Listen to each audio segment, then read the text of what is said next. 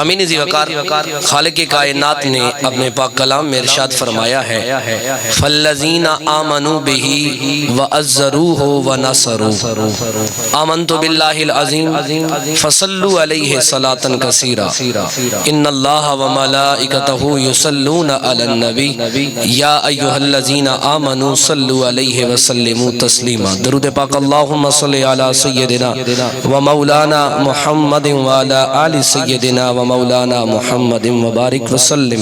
سامعین ذی احتشام، خالق کائنات نے فرمایا جو لوگ ایمان لے آئیں وَأَزَّرُوهُ اور اس کے بعد تعزیر کریں وَنَصَرُوا اور مدد کریں۔ آج میں فقط یہ عرض کرنا چاہوں گا یہ تعزیر کیا چیز ہے۔ اللہ رب العزت اپنے پیارے حبیب جناب احمد مجتبی محمد مصطفیٰ صلی اللہ علیہ وآلہ وسلم کے متعلق ارشاد فرما رہا ہے اے ایمان والو جب تم ایمان لے آؤ، جب تم کلمہ پڑھ لو، اب اس کے بعد محبوب کے حوالہ سے تمہیں کیا کرنا ہے؟ آقا علیہ السلام کے لیے تم نے فقط تعظیم تک نہیں رہنا، تعظیم اور چیز ہے۔ یہاں پہ وَأَزَّرُوهُ کا لفظ ہے، یہ تعزیر ہے۔ تعزیر کیا ہے؟ تعظیم وہ ہوتی ہے جو کسی حد تک ہوتی ہے۔ جیسے چھوٹا بھائی بڑے بھائی کی عزت کرتا ہے، اس کی ایک لیمٹ ہے کہ جب تک والد صاحب موجود نہیں ہیں چھوٹا بھائی سب سے زیادہ عزت بڑے کی کرے گا، لیکن جب اب والد صاحب آ جائیں گے اب بڑے بھائی کی اتنی ویلیو نہیں جتنی والد کی عزت ہے۔ اب اگر والد کے بعد دادا جی آ جائے اب والد کی اتنی عزت کی ضرورت نہیں جتنا پروٹوکول اب دادا کو دینا پڑے گا۔ المختصر بات یہ ہے دنیا میں جتنے بھی عزت دار رشتے ہیں، دنیا میں جتنے بھی تعلق والے رشتے ہیں، دنیا میں جتنے بھی ہم سے بڑے ہیں، ان سب کے مقام کی ایک حد ہے کہ اس کی حد یہاں تک، اس کی حد وہاں تک، نہ جانے کسی کی حد کہاں تک، ہر کسی کی ایک نہ ایک حد ہے۔ لیکن رب رحمان نے فرمایا میرے محبوب کی جب باری آئے تو میرے صحابہ اے ایمان والو پھر حدوں کی بات نہیں کرنی، حد کی بات تو وہ کرے جو کسی کی حد جانتا ہو۔ ارے تم حد جانتے ہو تو اپنے بھائی کی حد جانتے ہو، ارے تم حد جانتے ہو تو اپنے باپ کی حد جانتے ہو، ارے تم حد جانتے ہو تو رشتہ دار کی حد جانتے ہو۔ آمینہ کے لال کی حد یا تو فقط مصطفیٰ جانتا ہے یا اس کا پیارا خدا جانتا ہے، اس کے علاوہ کوئی دنیا میں ایسا آیا ہی نہیں ہے جو محمد مصطفیٰ کے مقام کی حد کے متعلق ہمیں بتا سکے۔ سامعین ذی وقار حضرت مسور بن مخرمہ رضی اللہ تعالیٰ عنہ حدیث مصطفیٰ کے راوی ہیں۔ میں عرض کر رہا ہوں مصطفیٰ کے مقام کی حد ہے ہی نہیں، حضور کا جتنا بھی ادب کر لیں وہ کم ہے، مصطفیٰ کا درجہ اس سے بھی زیادہ بلند ہے۔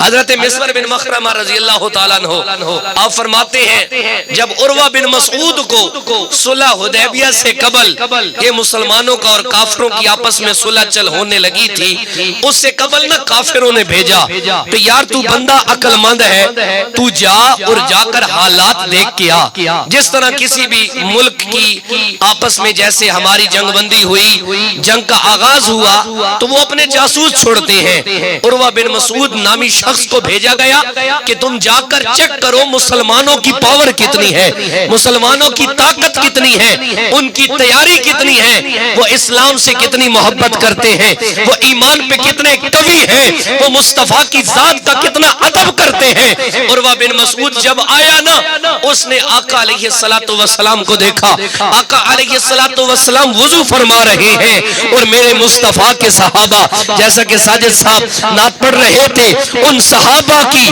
خوش اتوار نگاہوں کو سلام جن کا مسلک تھا طواف رخ زیبا کرنا۔ آقا علیہ السلام آپ وضو مبارک کے لیے جب اپنے ہاتھوں کو بڑھاتے ہیں، ایک صحابی میرے مصطفیٰ کے ہاتھوں پہ یہ پانی ڈالتا ہے تاکہ میرے مصطفیٰ وضو کر لیں۔ وہ عروہ بن مسعود دیکھتے ہیں کہ باقی جو صحابہ ہیں وہ اپنے ہاتھوں کو میرے مصطفیٰ کے ہاتھوں کو نیچے لے جاتے ہیں۔ ارے وجہ کیا ہے؟ یہ ہاتھ نیچے پہلانے کا مقصد کیا ہے؟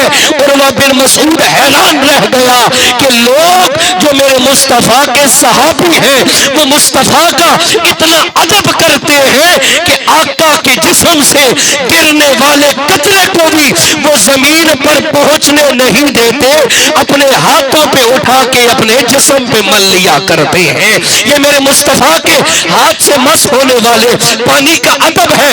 ارے وہ عروہ بن مسعود کیا دیکھتا ہے جب میرے مصطفیٰ کریم اپنے منہ مبارک سے لعاب دہن یعنی تھوک مبارک باہر ڈالتے ہیں۔ ارے عقل تو یہ کہتی ہے کہ تھوک ناپاک ہوگا، عقل تو یہ کہتی ہے اس میں جراثیم ہوں گے، لیکن یاد رکھیے گا اگرچہ بالکل قطعی طور پہ ہمارا تھوک ناپاک بھی ہے، یہ گندا بھی ہے، یہ نجس بھی ہوگا، اس میں جناب والا ہر قسم کے جراثیم بھی ہوں گے، لیکن صحابہ کہتے ہیں اللہ کی عزت کی قسم ہے کہ جتنی شفا لعاب مصطفیٰ میں ہے اتنی رب نے کسی اور چیز میں نہیں رکھی ہوئی ہے۔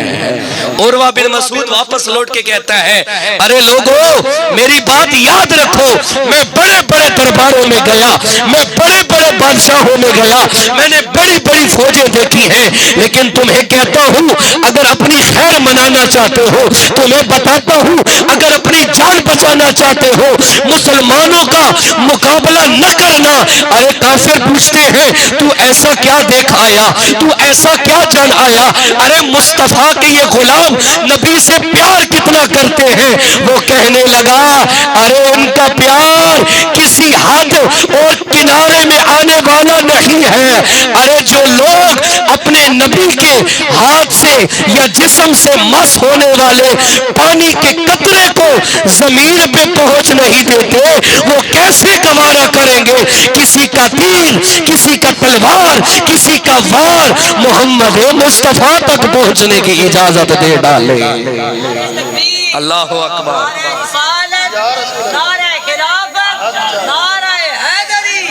سامعین ذی وقار زندہ باد زندہ باد۔ آقا علیہ السلام نے فرمایا، اللہ رب العزت نے فرمایا میرے محبوب کے لیے فقط تعظیم نہیں کرنی، وہ تو تم بھائی کی بھی کر لو گے، تعظیم تو تم باپ کی بھی کر لو گے، تعظیم تو تم چچا کی بھی کر لو گے، لیکن جب باری مصطفیٰ کی آئے جو جو چیزیں دوسروں کے لیے تعظیم سے بڑھ کر ہوتی ہیں وہ میرے مصطفیٰ کے لیے ادنا درجے کی عزت والی بات بن جایا کرتی ہے۔ حضرت سلمہ بن اکوع رضی اللہ تعالیٰ عنہ یہ میرے مصطفیٰ کریم کے صحابی ہیں۔ آپ کے نا جسم مبارک پر، آپ کے پاؤں پڈلی مبارک پر کسی صحابی نے دیکھا مختلف نشان لگے ہوئے ہیں، زخم کے نشان ہیں۔ وہ صحابی مصطفیٰ آقا کے اس دیوانے سے پوچھتا ہے ارے تمہیں یہ ٹانگ پر، تمہارے جسم پر یہ نشان کس قسم کے ہیں؟ سنیے میرے مصطفیٰ کے صحابی کا جواب اور سنیے میرے مصطفیٰ کی نسبت کا ثمر اور اجر اور فضیلت اور عزت کتنی ملتی ہے۔ حضرت سلمہ بن اکوع کہتے ہیں جب وہ خیبر کا قلعہ فتح ہو رہا تھا اور جس میں علی نبی ترابا دن، علی نو لاجواب آدھن، علی دا نا چمڑا بھی نبی والے ثوابا دن، علی معیار جرت دا، علی شیر خدا پائے، علی دی ہر ادا اندر مریضاں لئی شفا بھی ہے، علی دستار ولیاں دی، علی کردار نبیاں دا۔ فرمایا وہ فاتح خیبر جب خیبر کا قلعہ فتح ہو رہا تھا حضرت سلمہ بن اکوع رضی اللہ تعالی عنہ آپ فرماتے ہیں میرے جسم پر تین کا وار ہوا، میرے جسم پر تلوار کا وار ہوا، ان واروں کی وجہ سے میرا جسم زخمی ہو گیا، میرا جسم چھلنی ہو گیا۔ اے سلمہ بن اکوع پھر آپ نے کیا کیا؟ فرمایا اور کیا کرتا؟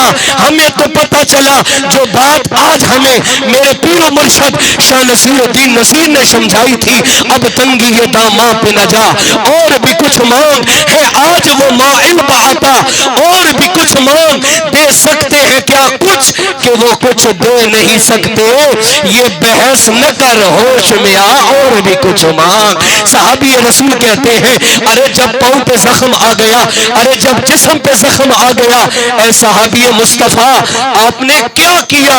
فرماتے ہیں میں مصطفیٰ کی بارگاہ میں حاضر ہوا، آقا کی بارگاہ میں حاضر ہوا، عرض کیا یا رسول اللہ جسم زخمی ہے، جسم میں تکلیف ہے، جسم میں درد ہے، کرم فرمائیے۔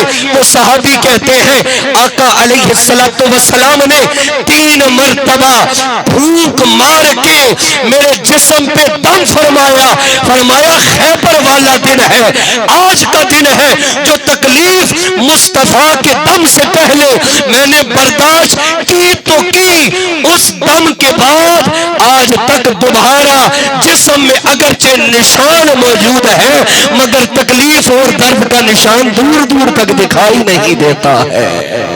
وہ ہمارے مصطفیٰ ہیں، وہ آقا علیہ السلام ہے جس کے لیے اللہ رب العزت نے فرمایا ہے میرے حبیب کی حد سے بڑھ کر عزت کرو، میرے حبیب کی حد سے بڑھ کر تعظیم کرو، اور یہ میرے مصطفیٰ کے صحابہ کا عمل رہا ہے، وہ جانتے تھے میرے مصطفیٰ کی ہر چیز باعزت ہے۔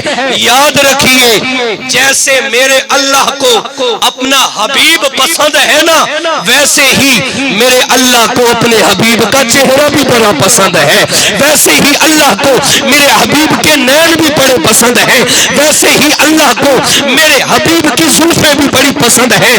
حضرت انس بن مالک رضی اللہ تعالی عنہ آپ حدیث مصطفیٰ کے راوی ہیں، آپ ہمیں بتاتے ہیں کہ جب آقا علیہ السلام عمرہ شریف کے لیے تشریف لے گئے، آقا علیہ السلام باقی امور مکمل کرنے کے بعد آپ نے حجام کو بلوایا، حجام آپ کے پاس آیا، آقا علیہ السلام نے فرمایا میری دائیں جانب سے میرے بالوں کو تراشو، میری زلفوں کو تراشو۔ جب اس حجام نے آقا علیہ السلام کی زلفوں کو تراشا نا تو آقا علیہ السلام نے بلایا، کسے بلایا؟ حضرت ابو طلحہ رضی اللہ تعالی عنہ میرے مصطفیٰ کے صحابی کو بلایا۔ وہ صحابی مصطفیٰ کی بارگاہ میں حاضر ہوئے، آقا علیہ السلام نے اپنی وہ پاک زلف مبارک کہ زلف تیری دے کنڈل وچوں آوے پاس وفا دی، قسم خدا دی اک تیری تقدیر الہی موڑے لکھت قضا دی، قسم خدا دی بن منگیوں خیراتاں دیویں حاجت نہیں صدا دی، قسم خدا دی گلزار بشر دی صورت وچوں اساں ڈٹھی جھلک خدا دی، قسم خدا دی۔ میرے مصطفیٰ اس زلفوں کو حضرت ابو طلحہ رضی اللہ تعالی عنہ آپ کے ہاتھ مبارک پہ رکھتے ہیں، پھر حجام سے کہتے ہیں اب بھائی دانی جانب سے میری زلفوں کو تراشا جائے، میری زلفوں کو سنوارا جائے۔ اب ایک شعر آ گیا ہے تو اردو کا، تو میں کہہ دیتا ہوں ادھر زلفوں میں کنگھی ہو رہی ہے دم نکلتا ہے، ادھر زلفوں میں کنگھی ہو رہی ہے دم خم نکلتا ہے، ادھر زلفوں میں کنگھی ہو رہی ہے خم نکلتا ہے، ادھر رک رک کے کھچ کھچ کے ہمارا دم نکلتا ہے۔ اور محبوب تیری زلفوں کو دیکھ کر کتنے عاشق جان گوا بیٹھے ہوں گے، تیری زلفوں کو دیکھ کر۔ حضرت ابو طلحہ کو میرے مصطفیٰ نے وہ زلفیں دی اور آقا نے کیا فرمایا؟ آقا علیہ السلام نے فرمایا اے ابو طلحہ اس طرح کرو نا، یہ جتنے بال مبارک، یہ جتنی زلفیں مبارک میں نے تمہیں دی ہے نا، ان تمام زلفوں کو اپنے مسلمان بھائی اور صحابہ میں تقسیم کر ڈالو۔ ارے کوئی پوچھے یہ میرے مصطفیٰ کی زلفیں تقسیم کرنے کا فائدہ کیا ملا؟ تو سنو، حضرت ام سلمہ رضی اللہ تعالی عنہا آپ فرماتی ہے میرے پاس آقا علیہ السلام کی ان زلفوں میں سے چند زلف مبارک کے بال موجود تھے۔ پھر ہوتا کیا تھا، جب کبھی بھی پورے شہر میں سے اگر کوئی بندہ بیمار ہو جاتا جاتا، جس کی بیماری طویل ہو جاتی، جس کی بیماری طوالت میں چلی جاتی، جس کی بیماری جان چھوڑنے کا نام نہیں لیتی، وہ لوگ کیا کرتے؟ وہ اپنے گھروں میں سے برتن لے کے ان میں پانی ڈال کے وہ ہمارے گھر آتے۔ حضرت ام سلمہ رضی اللہ تعالیٰ عنہ، اے اماں جان آپ کیا کیا کرتی تھی؟ آپ کا عمل کیا تھا؟ آپ فرماتی ہیں میں آقا علیہ السلام کے ان زلف مبارک کے ان تراشوں کو، ان ٹکڑوں کو ہلکا سا پانی میں ڈبو دیا کرتی تھی، جیسے ہی ڈبو کے انہیں باہر نکالتی مریض سے کہتی انہیں پی لو۔ فرمایا فقط پانی کا جو ہے نا قطرہ منہ سے حلق سے نیچے اترنے کی دیر ہوتی تھی، اللہ تعالیٰ تمام بیماریوں کو دور فرما دیا کرتا تھا، اللہ تعالیٰ ہر تکلیف کو ختم فرما دیا کرتا تھا، اللہ تعالیٰ ہر پریشانی کو ختم فرما دیا کرتا تھا۔ کہہ دیجئے سبحان اللہ۔ وہ ہمارے آقا علیہ السلام ہیں، وہ حضور علیہ السلام کی ذات ہے کہ جس کے متعلق اللہ رب العزت نے فرمایا ہے فَالَّذِينَ آمَنُوا بِهِ وَعَزَّرُوهُ، جب ایمان لاؤ پھر حد سے بڑھ کے آقا علیہ السلام کی عزت کیا کرو۔ حضرت سہل بن سعد، توجہ ہے جناب والا، بات کی سمجھ آ رہی ہے؟ باواز بلند کہیے سبحان اللہ۔ حضرت سہل بن سعد رضی اللہ تعالیٰ عنہ، یہ بھی آقا علیہ السلام کے صحابی ہیں۔ یہ کیا فرماتے ہیں کہ آقا علیہ السلام کے پاس ایک خاتون آئی، ان کے پاس ایک انتہائی خوبصورت چادر تھی، بڑی پیاری سی بنی ہوئی چادر۔ وہ آ کے نا آقا علیہ السلام کی بارگاہ میں اپنا تحفہ اور نذرانہ پیش کرتی ہے۔ حضور علیہ السلام کو اس وقت اس چادر کی کپڑے کی ضرورت بھی تھی۔ آقا علیہ السلام نے خوشی سے اس خاتون سے وہ تحفہ قبول فرما لیا۔ آقا علیہ السلام نے اسے اپنے جسم پر اوڑھ بھی لیا۔ ابھی صحابہ بیٹھے ہیں، ان صحابہ میں سے ایک صحابی جیسے حضرت امام طبرانی نے حضرت سعد بن ابی وقاص کہا ہے کہ یہ وہ صحابی تھے، فرمایا انہوں نے نا فوراً آقا کی بارگاہ میں عرض کی یا رسول اللہ صلی اللہ علیہ وآلہ وسلم، اگر آپ شفقت فرمائیں تو یہی چادر مجھے عنایت فرما دیں۔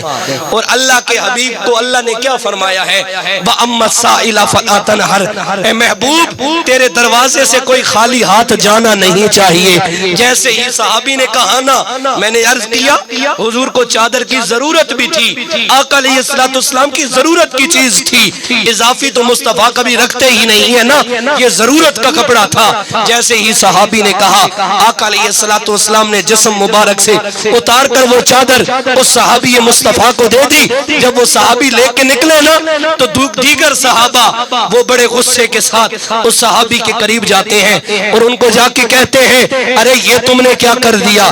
تم جانتے تھے میرے مصطفیٰ کو یہ چادر پسند آئی تھی، تم جانتے تھے آقا کو اس چادر کی حاجت اور ضرورت بھی تھی، پھر تم نے میرے مصطفیٰ سے یہ کیوں مانگ لیا؟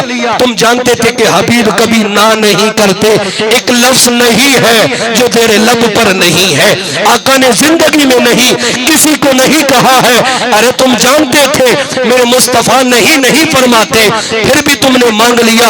وہ صحابی کا عقیدہ دیکھے، وہ صحابی کہنے لگے ارے میرے صحابہ دوستو مجھے اس چادر کی ابھی ضرورت نہیں، یہ بڑی تکلیف والے عمل میں کام آئے گی، بڑے مشکل والے عمل میں کام آئے گی۔ ارے وہ کون سا تکلیف والا عمل ہے، وہ کون سا مشکل والا دن ہے جس دن کے لیے تم نے مصطفیٰ کے جسم مبارک سے چادر لے لی؟ صحابی کا عقیدہ ہمیں بتا رہا ہے۔ وہ صحابی کہتے ہیں ارے اس چادر کو میں نے دنیا کو دکھانے کے لیے مصطفیٰ سے نہیں لیا، ارے میں تو چاہتا ہوں جب میں مر جاؤں تو مجھے کفن میرے مصطفیٰ کے جسم سے مس ہونے والے کپڑے میں ملنا چاہیے، کیونکہ میں جانتا ہوں آقا علیہ السلام اپنا ہاتھ مبارک جس چیز کے ساتھ مس فرما دیتے ہیں اللہ رب العزت اس چیز پر دوزخ کی آگ کو ہمیشہ ہمیشہ کے لیے حرام کر دیا کرتا ہے۔ عقیدہ ہے کہ حضور کی نسبت چاہے جسمانی ہو چاہے روحانی ہو چاہے وہ نسبت میں پانی میں بھی شامل ہونا اللہ رب العزت اس میں بھی برکتیں عطا فرما دیا کرتا ہے۔ سامعین ذی وقار، آج ضرورت ہے ہم آقا علیہ السلام کے ادب و احترام میں ہر طرح سے خیال رکھیں۔ کوئی چیز ایسی ہے ہی نہیں کہ جو میرے مصطفیٰ کے ادب کے دائرے سے باہر ہو۔ کائنات میں جو کچھ ہے وہ نیچے ہے، آمنہ کا لال ان سب کے اوپر ہے۔ کائنات میں مصطفیٰ سے اوپر فقط ایک ہے، وہ ہمارا خدا ہے، اور خدا سے نیچے جو سب سے اونچا ہے اس کا نام محمد مصطفیٰ ہے۔ وہ آقا علیہ السلام کی ذات ہے کہ جس ذات میں کی کیا ہی بات ہے، دعا ہے اللہ رب العزت ہمیں آقا علیہ السلام کا حد درجہ ادب و احترام کرنے کی توفیق نصیب فرمائے۔ خوش نصیبی ہے ہمارے محترم میرے بڑے بھائی جناب محمد اشفاق صاحب کی کہ جن کو اللہ رب العزت نے یہ توفیق عطا کی کہ آج انہوں نے اپنے گھر میں حضور کا ذکر سجایا۔ یہ یاد رکھیے ازل سے ابتدا سے ہی میرے مصطفیٰ کی امت کے جو غلام ہیں نا، حضور کی دور کے آغاز سے ہی وہ اس جمعرات اور جمعہ کی درمیانی رات کو ہمیشہ ذکر خدا اور ذکر مصطفیٰ میں گزارنے کی کوشش میں لگے رہتے ہیں، کیونکہ جمعہ ہفتے کے تمام دنوں کا سردار ہے۔ جمعہ کو اللہ نے یہ عزت بخشی ہے کہ باقی 7 دنوں پر اسے فضیلت عطا کی ہوئی ہے، اور راتوں میں فضیلت والی رات جمعہ اور جمعرات کی یہ درمیانی رات ہے۔ بزم ذکر مصطفیٰ کو اس رات میں چلانے کا مقصد فقط یہی ہے کہ جو برکتیں اللہ کے ولیوں نے ان راتوں میں ایک لمحہ، 1 گھنٹہ 1.5 گھنٹہ، ہم تو کچھ بھی نہیں کرتے، ہمارا لمحات 1.5 سے 2 گھنٹے بھی نہیں ہوتے، لیکن اللہ کے ولی پوری رات جمعرات اور جمعہ کی درمیانی شب کو وہ رات جاگ کر گزارتے تھے۔ اتنا پورا ہفتہ میں برکتیں نہیں ہوتی جتنی اللہ نے اس رات میں برکتیں رکھی ہوئی ہوتی ہیں۔ اس بزم کو اس رات میں رکھنے کا مقصد فقط ایک ہے، جو اللہ کے ولیوں نے برکتیں حاصل کی، ہم جیسے گناہگاروں کو بھی اس سمندر میں سے کوئی قطرہ نصیب ہو جائے، ہم جیسے سیاہکاروں کو بھی اس صحرا میں سے کوئی ذرہ نصیب ہو جائے۔ دعا ہے اللہ تعالیٰ بزم ذکر مصطفیٰ کو ہمیشہ چلنے کی توفیق نصیب فرمائے۔